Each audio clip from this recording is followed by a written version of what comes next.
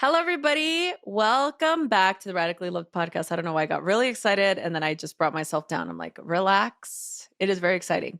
It is Wisdom Wednesday. I like how we split that one up. You know what I was thinking? That it might sound like we're off key because when we both try to speak at the same time, I think Zoom's trying to figure out. Cuts us off. Yeah. So we're probably really on tune and like nailing it every time. That's Tessa speaking, by the way. Oh, thank you. Yes, this is Tessa. And I'm just giving both of us all the credit in the world for being harmonious. Yes, that's right. Because it's true. I can hear it. Yeah, I can hear it too. Okay, so by the way, yesterday, Tuesday night, Eddie is like, how do I describe you, Pumpkin? He is like a childhood friend that is like my brother. You know, he is very much this person in my life who has been a sort of like grounding force. He's, I've known him since I was a teenager. Just like a childhood friend. So he's kind of seen the ups and downs of my journey. He is a rock star. He's the lead singer of this hardcore metal band. Whoa. Named King. Shout out to King. Cool. With my other friend Pepe Clark, who is a badass drummer. And at the time, their bass player, Tony. So I've known them forever, obviously, family friends. But Eddie started to, since they're not on the road right now, people aren't really touring that much. They're working on a new album. Tori and I, since we're really into karaoke right now, decided, why don't we have Eddie come over and give us some singing lessons? I love this. Yes. Now, this is a very new, so cool. Yeah. And this is a very new venture because I've talked about this in the past. My dad is a singer. He's an incredible singer. He used to sing mariachi.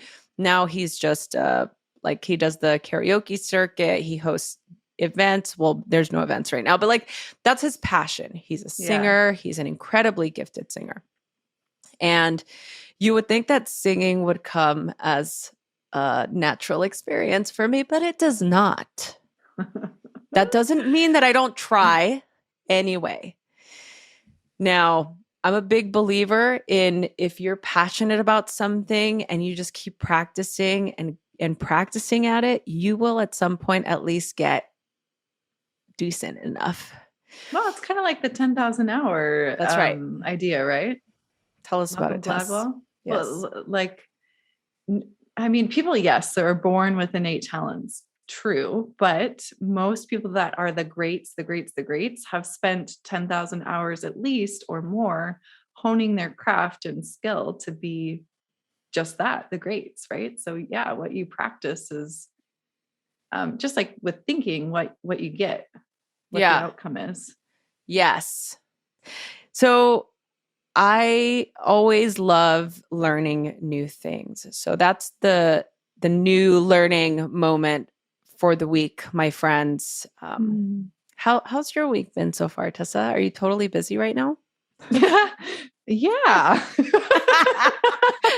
I am busy, totally busy. But you know what? I find moments for self-care. We talked about this the last time you and I had a Wisdom Wednesday. Like our self-care moments are sprinkled throughout. I definitely bookend my days with them and find time for myself. But you know what has been really interesting? I've been noticing, because probably as a result of being busy, and I'm curious what your experience is with this, Rosie, too. Like there's so much in the air for us, like so many balls in the air for us right now. There's lots of balls right now in the air. Lots of balls. We love this analogy. Yes. So it feels like there are like little tiny miscommunications or little mistakes that keep happening. Microaggressions. And I keep feeling like when I notice something like that, I'm like, oh fuck, what did I screw up? And like, I immediately blame myself. Right. Let's get into it.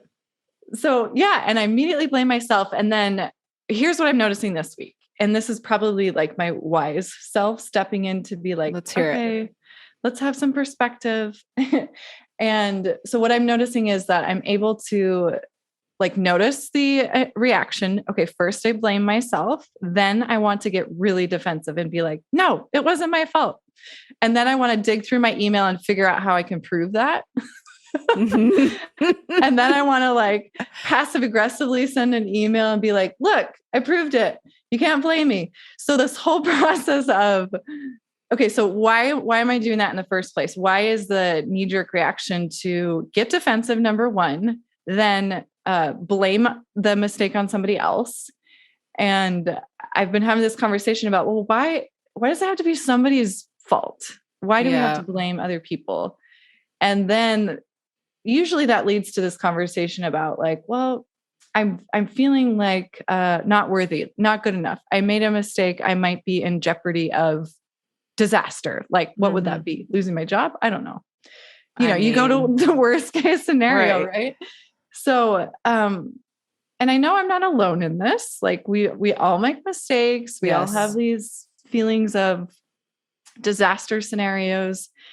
And so it's just been interesting to like notice that coming up and practicing the pause and hopefully having a mindful response that doesn't feel like, my goal is to get to the place where the response doesn't feel like a microaggression, but more like, okay, I can see how this got messed up. Let's figure out how to solution. Let's problem solve. Can we do it together? Yeah. And I love that. I think that's great. And I can absolutely relate to the energy of, oh man, I fucked this up. Like, now what? And well, I'm never going to blame you. Right. So that's a good thing on your part, because I'm like, how could we figure this out in an efficient way so that it's an issue that doesn't happen again? And look, as much as I'm trying to split myself into two persons, the person that is, kind of steering the collective here, the ship. Mm-hmm. I can say, no, Tess, like, don't even worry about it. As much as I can tell you not worry about it, you're going to worry about it regardless. Right. So I can say it's not a big deal. Something happens, whatever.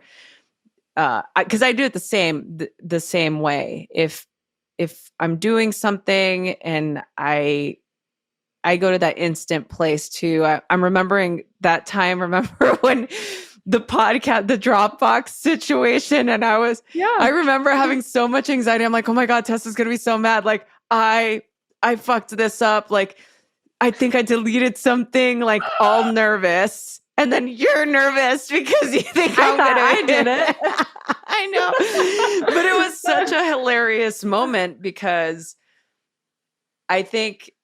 It's true. Where do we go when we have those moments of freak out?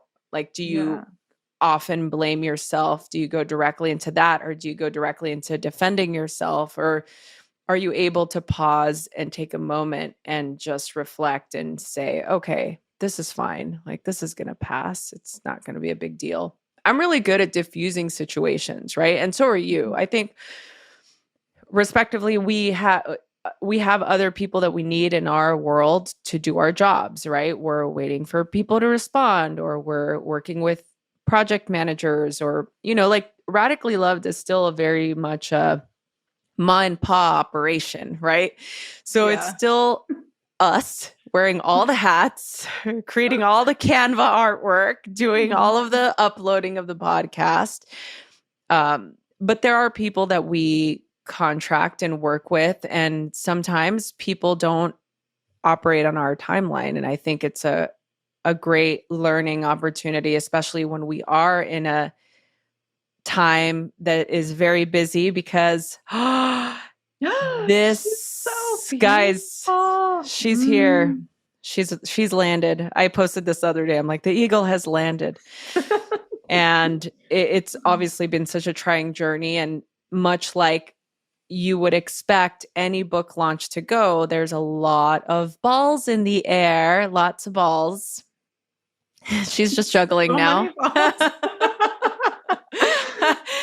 But at the same time, like, we want to be able to have a good time and to enjoy this process. I know that for me writing this book, I've talked about it ad nauseum on the podcast. was a very interesting experience for me. And it's just wild to see. And you've experienced this because you've also written a book, but to conceptualize something and then have it show up, that feeling where you are just so excited about the finished product and seeing your work actually come to life and knowing that your work is going to be in every major store books are sold is pretty wild. You know, it's a wild experience. I think mostly too because it's so much of my own personal story. So there's that narrative in there that feels a little bit like oh god. Yeah. Oh gosh. I Right. can imagine.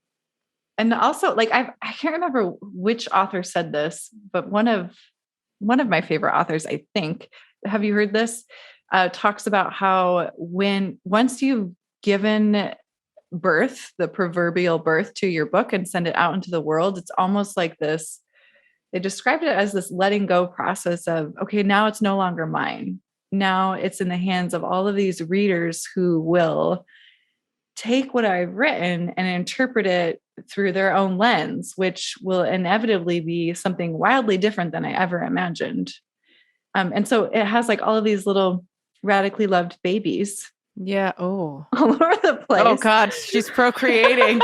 That's scary. Right? Yeah. I mean, but like each person's going to see or understand or perceive a different message, I would think, from your words. Yes. It's not all going to be the same thing or the same experience. Such an interesting concept to it for me, that writing process, and you just kind of described it, Rosie, being like, when you're sharing something so personal, it's so vulnerable. And then to give that away, to like let go of it, it's almost like this gut-wrenching, oh, okay, here we go. Fly on your own, little bird baby. Yeah. Your little radically loved bird baby. It's scary, right? Right. It is. I've not actually stopped long enough to think about it in that way. So thank you for adding that little nugget of worry. No, just kidding. No. Oh no, Tessa, I think it's beautiful. Thank you so much for saying that. And what's interesting with what you're saying with regard to people taking your work in different ways, I experienced it just yesterday when I was doing interviews. I'm doing interviews for the book for other people's podcasts, and the 3 interviews I did yesterday, all 3 people had read my book, which was wild to me. I mean, they really knew the content well and the intention behind it, and they asked really, really great questions. And it was so beautiful, you know, to be able to see how the words on the page were resonating with people outside of myself, because even some of the practices that are in the book, different exercises or invitations for self-inquiry, I've done personally, but I've not really had other people do them or experience them. So it was really, really nice to be able to see that and to be asked questions. I think one of my favorite things so far in this experience has been just seeing how people resonate with the idea of being radically loved. Oh, yeah. Ooh, so are there any themes? What are people saying? Yeah, so a lot of people are really into my childhood story, which is to me the most unnoteworthy part. And I am not trying to sound gratuitous by any far stretch or by any means. It's just solely to me, it was my experience. It's like your childhood is your childhood. And then but I seem to get a lot of questions about what it was like for me growing up. And also the interesting part about learning yoga as a philosophy before I actually did the asana practice. This is also another thing that people find fascinating, especially being in LA, being in Hollywood at the time, where I didn't get swept away by this power yoga aesthetic superficial way of practice that was very rampant during the mid 2000s, which I also found really interesting as I'm answering questions and talking about the book. The thing I've not talked about yet is the relationship portion of the book, how I talk about relationships being our ultimate way to our spiritual path. It is the ultimate test to our spiritual journey, is the relationships that we have. And I know that for the summit, you and I had this discussion. And I think obviously for reasons that we've talked about on the podcast, we can relate so much when it comes to relationship because we're both in a biracial relationship, right? Is that right? Yeah. Biracial? Yeah, absolutely. And we have been with our partners for many, many, many decades plus, or close to 2 decades. Or I don't know if you're there. Are you at 20 years? Are you guys at 20 years yet? We'd be at 16 years. Oh, okay. Yeah. Okay. Yeah. So we're close enough in our relationship journey. So I always love having these conversations with you because it is such a learning experience to be with somebody for a long period of time. And there are moments when it feels so good and I'm so grateful. And there are moments where I'm feeling so stretched. Yeah. I mean, I'm just taking a deep breath over here when you're saying that. Well, so yeah, that's really been the only thing that I'm excited to talk about. And look, if all else fails, we could just talk about it on the podcast. So all of you here, thank you so much for being here. If you're new, we have had a surge in the last couple of weeks since we have now become an iHeartRadio podcast. We have received a nice little bump in new listeners. So we are so grateful to have you here. And just to give you a little bit of background, Tessa has been in my life for many, many years at this point. She was one of my students, and she's an incredibly gifted yoga teacher, meditation teacher. She's a coach, she's an author, and she runs the operations here. And she does this segment so kindly with me, the Wisdom Wednesdays, that we seem to still be doing. Remember, this was supposed to be just like a fun couple weeks situation. Yeah, we were like, let's see what this is all about. We're going to experiment with it, but people seem to like it. So, and I have a blast. Like, I feel like I'm just hanging out with you, and I mean, we are in essence. We are just hanging out. We are just hanging out. I did, if it's okay with you, since we're talking about relationships, I did want to read a little bit of the book, only because it came up this morning and I thought it might be fun for the people listening to this podcast if they don't know that the audio version is also going to be available. But I'll give you a little treat. This is on page 135. It's the chapter, You Are Radically Engaged. And the caption is Starting Your Spiritual Journey. You need 3 things to begin a spiritual quest. The first is the willingness to inquire within. The second is the acceptance that shit happens, sometimes for no reason. It's called life. The third is a guide whose flashlight is a little brighter than your own. The first 2 are simple. The last one can be more challenging. There's been a flood of yoga celebrities on social media. They post inspirational quotes and have carefully curated grids and images of green smoothies and sunsets. I saw the value of having a social media presence to engage with people outside of my physical community. I also felt the superficiality of people pontificating about in-depth teachings while mostly concerned with gaining followers. Here's the thing about spirituality. It doesn't happen when you're looking at somebody else's life. It happens when you MYOB, mind your own business.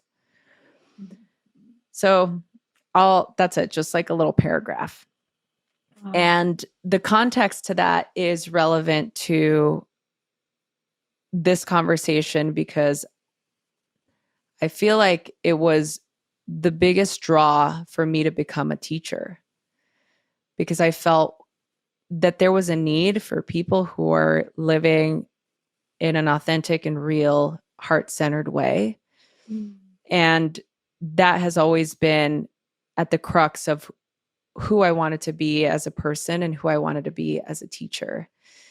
And in this experience of writing this book and being able to teach people how to become teachers and creating content, that is still the foundation to why I do what I do. I think about that. I always want to do better, and I always want to be more real and more honest and fully present. And it's a quality that I find that a lot of people that have studied with me also have. And people that haven't studied with me also, but I feel like attracts like. Mm-hmm. And it makes me think of you. Ah, I love that. Well, as you were saying that, I was thinking, well, I think in my experience, you created this container for that to really foster and grow, right? So that's what we were encouraged towards. It wasn't about make the most creative sequence you can so that you get your workout in and your sweat on. Yes. It was always very intentional. I think that was my favorite part of our training, was how we got to dive into things like philosophy of yoga, chanting the mantra, the japa, learning how to use a mala. Why do we use a mala? How do we take care of a mala?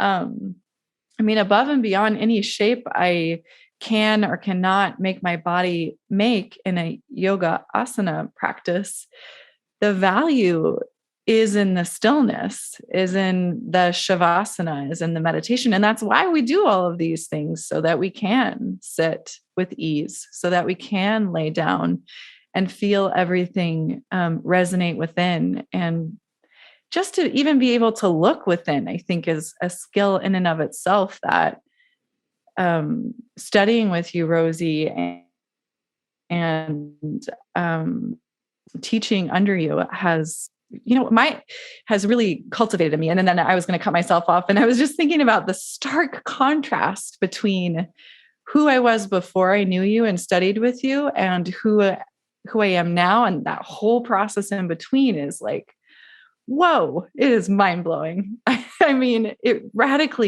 speaking of radical, it radically changed my life.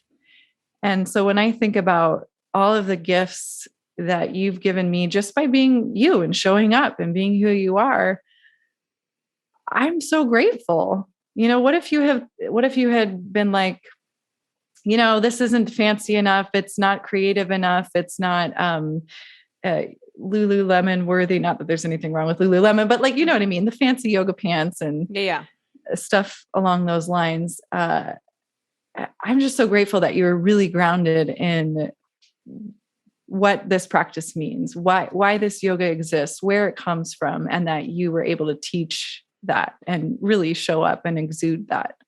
Yeah. Well, that's nice. Thank you for saying that. And I feel like that's probably a compliment it might feel like, I don't know. We've talked about this before. Yeah. It's like the thing I'm just like, oh God, and Tessa, why are you doing this? That's really how I feel. But I'm grateful, and we're all on the path. We're all doing the same type of work.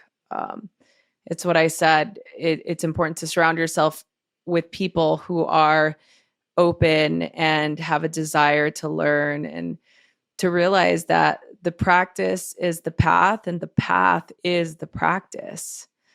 Yeah. Right? And the last line from the three aspects of your journey, that last one being the hard one to find, is the person who can shine a light on those dark places. Yeah. I mean, that's it right there. Yeah, it takes courage to step on a path that is dark, that is Mhm. unlit.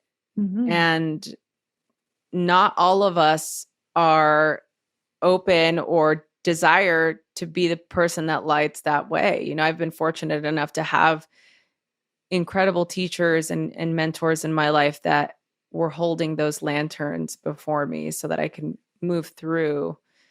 And finding those people, finding that community is can be life-saving. It can be life-changing. And I think about the advice that I've received from teachers or teachings that have resonated with me. And I think about people like the late Michael Stone, who was an incredibly gifted teacher. And he taught about Buddhism, and he talked about the path of practice and how I always wanted to challenge those thoughts and beliefs just within myself, um, Mm. because that's who I am. I'm the perpetual student. I always want to continue to learn and see new ways to integrate teachings within myself every day. It doesn't matter how long you've been practicing, because we will continue to practice. It's called a practice because we need to practice it, not Yeah. because we're trying to get good at it or we're trying to get somewhere. That's the other illusion of yoga and enlightenment, is that this is a place to aspire to get to. And it's not really. I mean, it's really the process of letting go.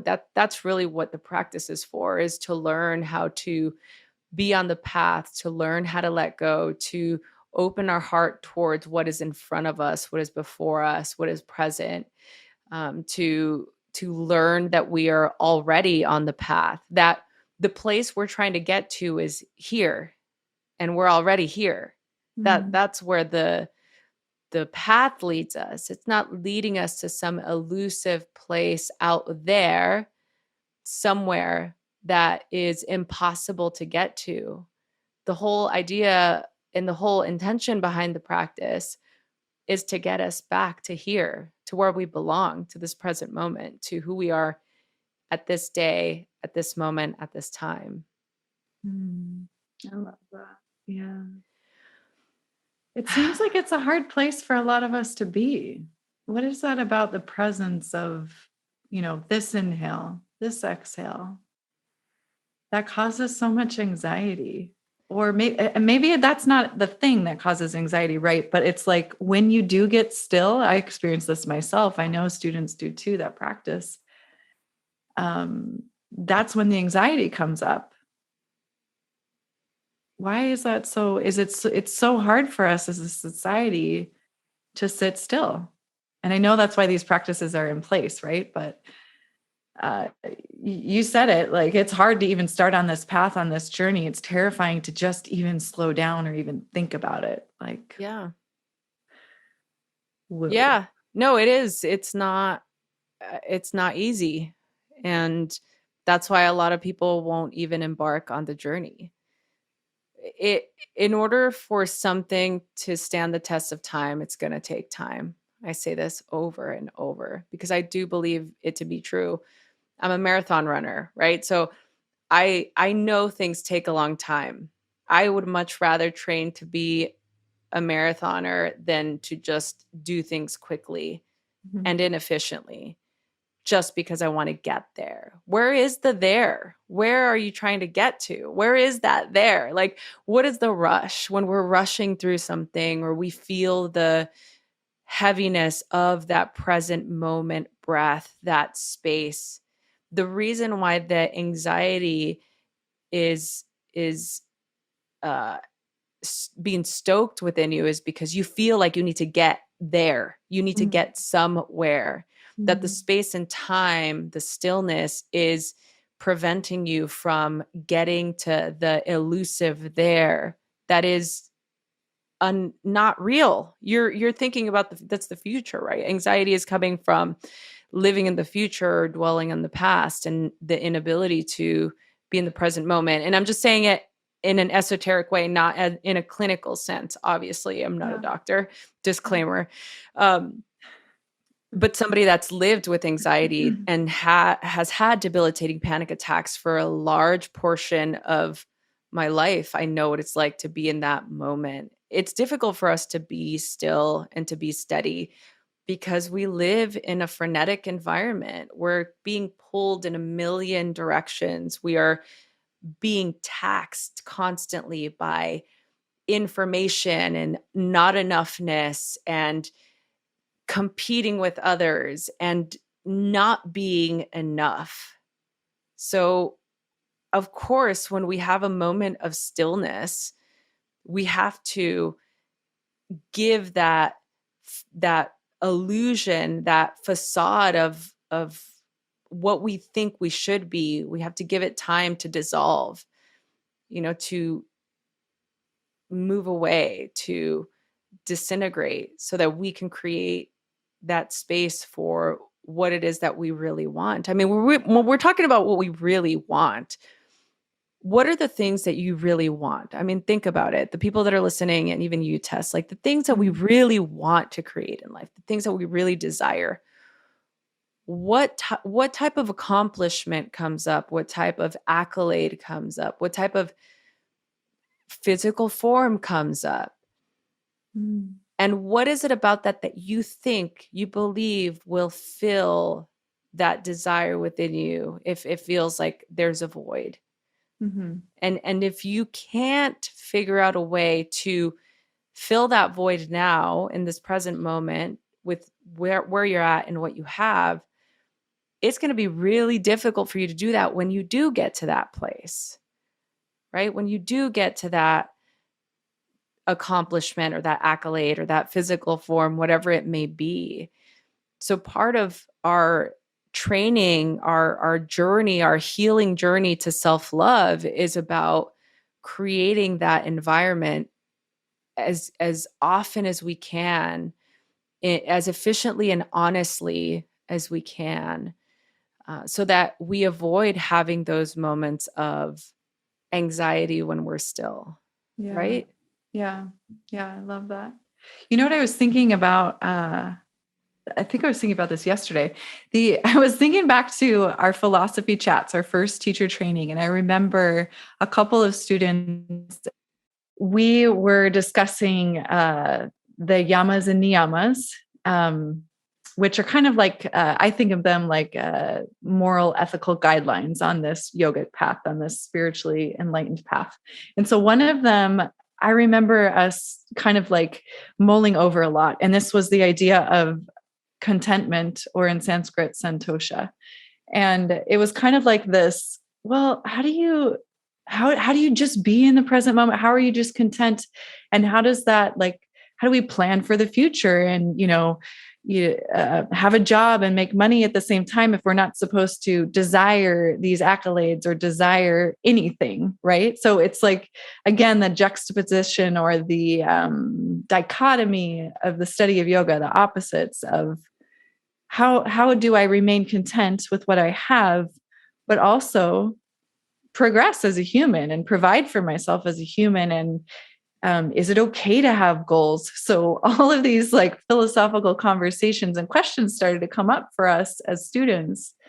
And I think as teachers too, like I still kind of grapple with that idea of contentment versus the striving towards the accolade, right? Or the bettering of myself.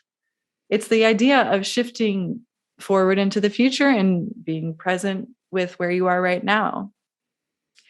So I guess I'm wondering, like, how do we reconcile these two things? Yeah. No, How do that's they great. coexist? It's such a great topic. And I actually, as you're even saying it, I'm like, maybe we do a Wisdom Wednesday on contentment, because I'd really love to dig into that topic. I think, look, there's nothing wrong with having a desire. There's nothing wrong with having a desire to be successful, to acquire security in your life, to have nice things. There's nothing wrong with having that desire. It's the discernment between the two. I can be content with where I'm at because it doesn't mean that I'm less than unless I have a bigger house or a partner or whatever. It's when it starts to affect your ability to be with yourself, to be with yourself in a way where you are treating yourself like a loving friend. So there is where the marriage begins to happen, where I can be content without being self-deprecating or beating myself down for wanting to, have a bestseller or whatever. It's like you have these desires, they're goals that you put on, they're milestones, but it's not going to change your belief about yourself, and it's not going to change how you feel about yourself. There's a difference. The minute that it does and you feel less than, then at that point, it's back to the drawing board, right? There's a deeper practice that needs to happen. Does that make sense? Oh, yeah. I just needed to hear you say that again. It's been some years. Thank you for the reminder. Oh, good. Yes. No, that's good. I'm excited for all of us. I think everybody here, those of you that have been listening for years, thank you so much for being here. And Tessa, thank you so much for helping me make the radically loved world go round. Yeah, it's an honor. Everybody, please remember to subscribe, rate, and review wherever you get your podcasts. And don't forget to pick up your Radically Loved wherever books are sold. Thank you so much.